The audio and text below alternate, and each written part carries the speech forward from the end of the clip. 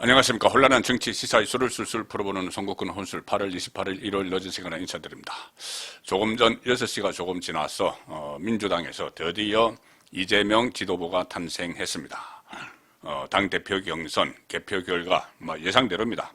이재명 후보가 77.77% 전체 종합을 하면은 77.77%를 얻었고 박용진 후보가 22.33%.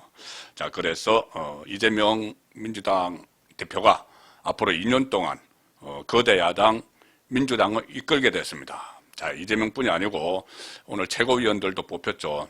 예상대로 초강성 싸움꾼, 여의도 정치판에서 싸움꾼으로 이름난 최고위원들이 들어섰습니다. 5명인데 정청래, 고민정, 박찬대, 서영교, 장경태, 자, 득표순인데 정청래가 1등을 했습니다.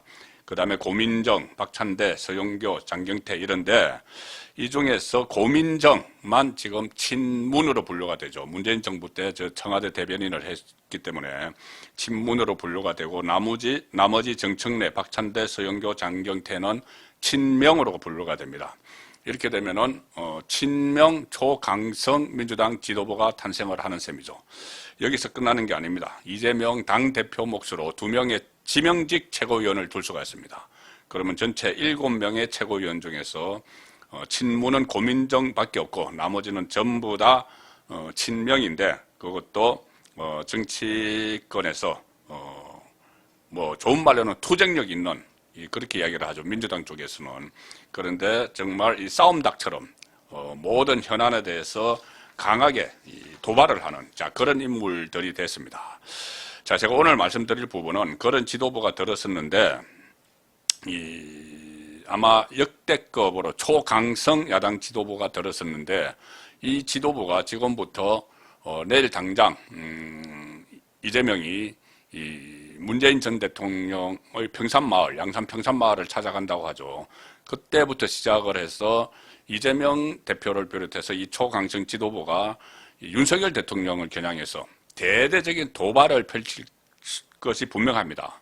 지금 그럴 수밖에 없는 상황이죠. 왜 그러냐면은 두 가지입니다. 하나는 이 정권이 바뀌었기 때문에 또 이재명으로서는 본인이 대표로 나섰다가 대표 주자로 나서서 후보로 나섰다가 윤석열 후보에게 패배를 해서 정권이 5년 만에 넘어갔기 때문에 보통 10년 주기인데 오히려 더욱더 이 정권 교체, 정권 견제라는 이런 명분으로 아주 세게 몰아칠 수밖에 없는 상황입니다. 그리고 또 특히 지금 윤석열 대통령의 지지율이 아직 반등을 하지 못하고 있으니 그것을 빌미로 해서 여러 가지 또 프레임을 설치를 해놨죠. 민주당에서 프레임을 대통령 사적 채용 논란, 김건희 리스크 이런 거 여러 가지 프레임을 설치를 해놨기 때문에 그 프레임 안에서 윤석열 대통령을 집중적으로 공격을 하는 그런 역할을 잘못 하겠죠.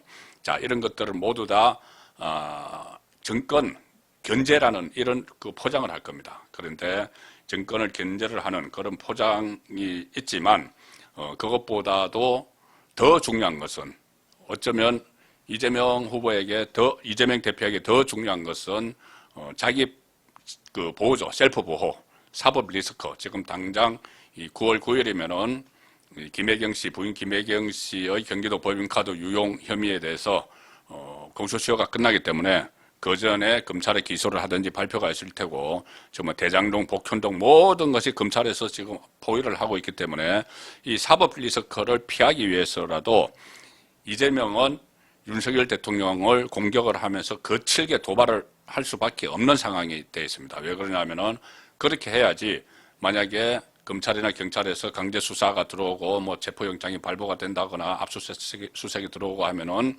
야당 탄압, 특히 제1야당 대표 탄압 이렇게 이야기를 하겠죠. 내가 윤석열을 대통령을 공격을 하니까 탄압이 들어오는 것이다.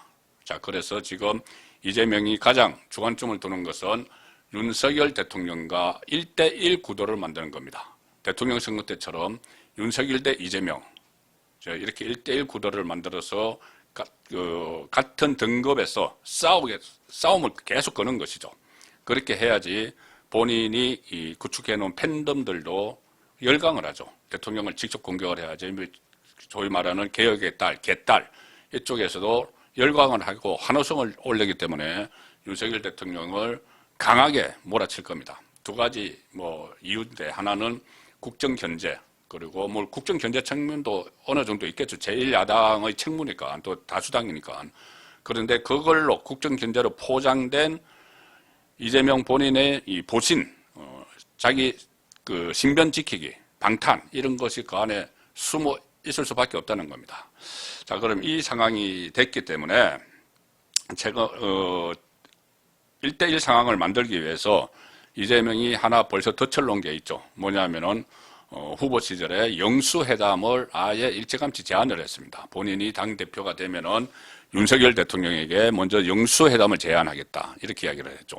영수회담이라는 이 말에 또 함정이 있습니다. 영수회담이란 것은 이 과거에 김대중 대통령이나 김영삼 대통령 이 시절에 이 대통령이 여당의 총재였죠. 여당의 총재를 겸했습니다.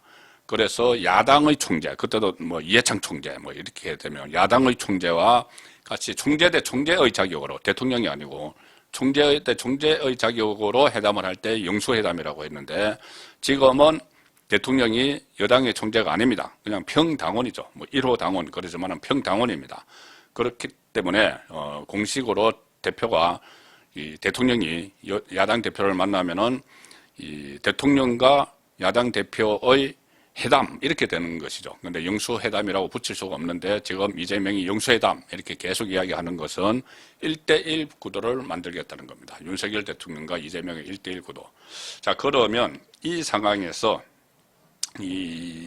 이것을 그런 구도 설치를 깨야 되는 쪽이 어디냐? 여당이죠. 여당이 깨야 됩니다. 국민의힘 이 대표가 나서서 이재명 당신의 상대는 나야. 대통령은 아니야.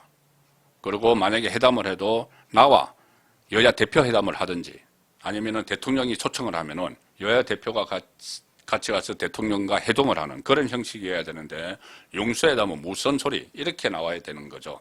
자, 그런데 여당의 대표가 없습니다. 사실상 공백 상태죠. 자, 지금 여당 대표 그러면은 만약에 이재명이 이 여당 대표를 만난다. 그럼 누구를 만나야 될까요? 이준석은 이 비대위가 출범하면서 어쨌든 자동 해임이 됐습니다. 지금 비대위가 법원 판결에 의해서 다시 이 원상복구되는 그 직무대행 체제로 원상복구되는 그 상태지만 그렇다고 이준석의 당대표 지위가 회복된 것은 아니죠. 자동 해임이 된 그 상태가 있습니다. 조호영 비대위원장의 직무가 정지됐지 비대위 전체 직무가 정지가 된 것은 아니다. 이런 해석이 나오기 때문에 그렇다고 지금 이준석 그러니까 이준석은 그렇고 그 다음에 그렇다고 지금 주호영 비대위원장이 당대표 역할을 하느냐 그것도 아니죠. 법원의 가처분 신청 인용에 의해서 권한이 정지가 됐죠. 그렇다고 권성동 원내대표냐 지금 사퇴 압력을 받고 있는 권성동 원내대표는 아직 직무대행으로 정식으로 아직 되지도 않은 어정쩡한 상태이기 때문에 없습니다.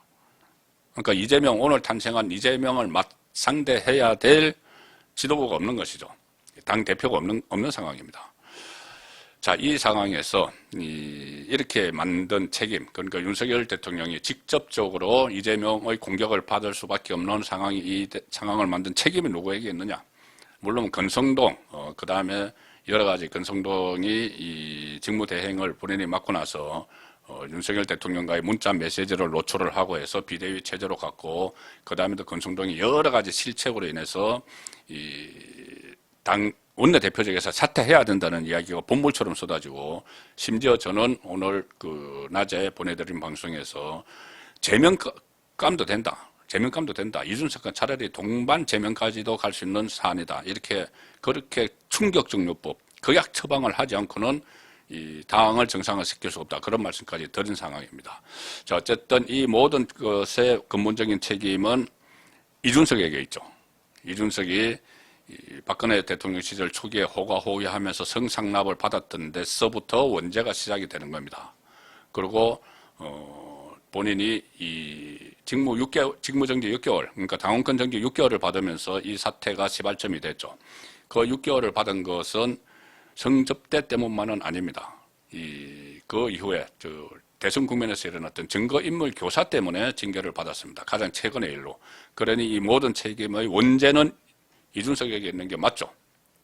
자, 그런데 이준석은 계속 윤석열 대통령을 향해서 거친 공격을 합니다. 거의 패론적인 공격을 하는데, 뭐 개고기에 비유를 하고 겁먹은 황제로 비유를 하고 무슨 재판부에 탄원서를 내면서 꼬치꼬치 이런저런 정치권의 상황을 윤 대통령의 상황을 다 이야기하면서 무슨 절대자 그리고 신군부에 표현하는 자 이런 패론을 저지르면서 이 상황을 몰고 가고 있는데 여기서 제가 말씀드리고자 하는 건 결론은 이겁니다. 자 이재명은 조금 전에 제가 말씀드린 대로 권력 견제의 탈 속에 그 포장 속에 본인의 신변을 지키기 위한 그런 시도들이 막 들어가고 있습니다.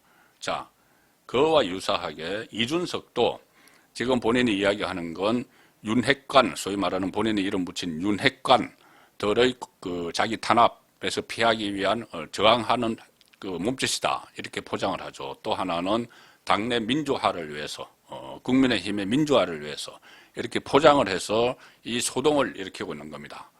뭐 당을 상대로 막 소송을 제기를 하고 또 비대위원장 권한도 정지시키고 윤석열 대통령을 거칠게 공격을 하고 이 명분은 본인이 이야기한 대로 본인은 계속 그렇게 이야기하죠. 윤핵관과의 투쟁 또 이 당의 민주화를 위해서 이렇게 이야기를 합니다. 그런데 그 속에는 이재명과 같은 속셈이 있겠죠. 뭐냐 하면은 경찰의 사법 처리가 지금 임박했습니다. 경찰이 이 성접대를 했다는 아이카이스트 김성진 대표를 6번이나 참고인으로 교도소 가서 지금 구속 중입니다. 구치소에 가서 조사를 했죠. 그래서 참고인 조사를 마쳤기 때문에 그 다음에는 이준석을 소환을 하든지 해야 되는 거죠. 소환을 해서 기소 의견으로 검찰에 송치를 하거나 이렇게 되면은 이준석의 정치 생명은 끝납니다. 자, 그런데 아마 이준석이 이렇게 윤석열 대통령과 대립각을 세우면서 막 거칠게 공격하는 것은 이재명과 같은 목적이 있을 수가 있습니다. 동병상련이죠. 뭐냐면은 이준석이 이재명처럼 윤석열 대통령을 막 공격을 함으로 해서 만약에 경찰이든 검찰이든 이 사법처리 압박이 오면은 이것을 내가 대통령에게 대들었기 때문에 소위 말하는 윤핵관과 맞섰기 때문에 내가 정치 보복을 당한다. 이런 프레임을 씌우기 위한 차원도 그 안에 포장된 속에 이 본인의 보신을 위한 그런 책략도 숨어 있다. 이렇게 보면은 이준석과 이재명 두 이씨 지금 한 사람은 당 대표가 되고 한 사람은 당 대표에서 쫓겨난 두 사람의 동병상련 처지를 여기서 읽을 수 있습니다. 20건의 혼술이었습니다.